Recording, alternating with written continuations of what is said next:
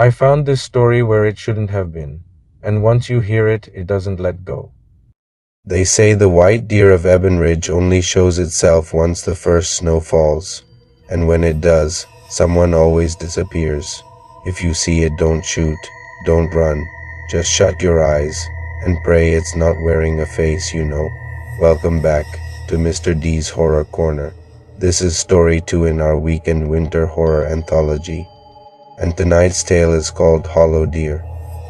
If you enjoy creatures, forests, and things that wear skin like clothing, like, subscribe, and step quietly, because in these woods, something's always listening. 3 friends, Tyler, Quinn, and Mason, had no business being in the woods past Black Hollow, but like most stupid things, it started with a dare and a story told. Over too many beers. They were home from college for winter break, bored out of their minds, and someone mentioned the white deer, a ghost buck seen only in winter, never hunted, never caught. The bartender at Pinus End told them the last man who tried came out babbling with no tongue. That just made it more fun. So at sunrise Saturday morning, they crossed into the trees, rifles, flasks, and all. The deeper they went, the quieter it got. Not peaceful quiet, unnatural. No birds, no rustling wind, just snow, thick, unbroken, cold enough to burn your lungs. They hiked for hours, until they saw it, just across a frozen creek, standing perfectly still, the white deer. It was too tall, too still, its eyes fixed on them, like it had been waiting. Quinn raised his rifle. Mason whispered, "Wait." Tyler didn't. He fired. The deer collapsed. They crossed the creek fast, laughing, but the laughter stopped when they reached it. The deer's body was wrong. There was no blood, no bullet hole. The skin was still intact but deflated, hollow, like an empty costume. The eye sockets stared up, black and endless, and then it moved. The skin twitched. Quinn stepped back. Tyler swore.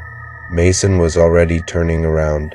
Then something rose from behind it, tall, inhuman, and wrong.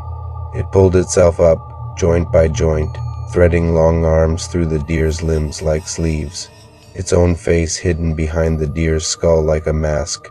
The creature stood taller than any of them, moving like broken sticks. It looked at them through the deer's empty eyes, and it screamed, a sound that didn't belong to any animal or human, just something pretending. They ran. Snow blurred their path. Trees spun around them. Branches clawed at their jackets. By the time they burst onto an abandoned fire trail, only 2 of them remained, Tyler and Mason. Quinn was gone. That night, they made a fire in silence.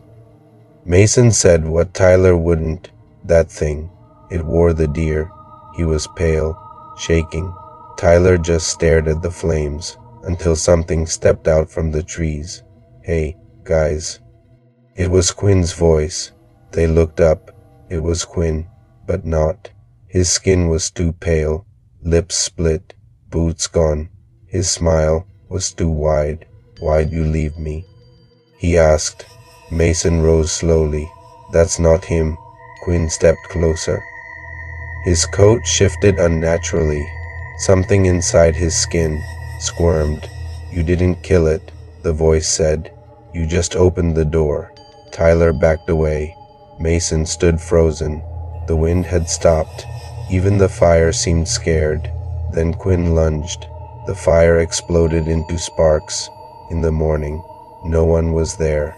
Rescue teams found a broken rifle, a coat nailed to a tree, and a perfect white deer hide, warm to the touch. No blood, no signs of a struggle. Locals say it wasn't real, just drunk boys lost in the snow. But hunters don't go near Black Hollow anymore.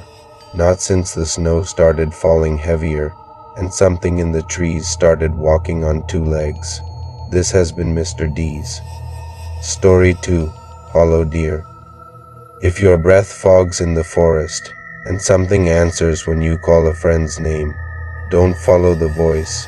Like, subscribe, and come back next week for Story 3, Voicemail. And remember, not everything in the forest dies when it's hunted.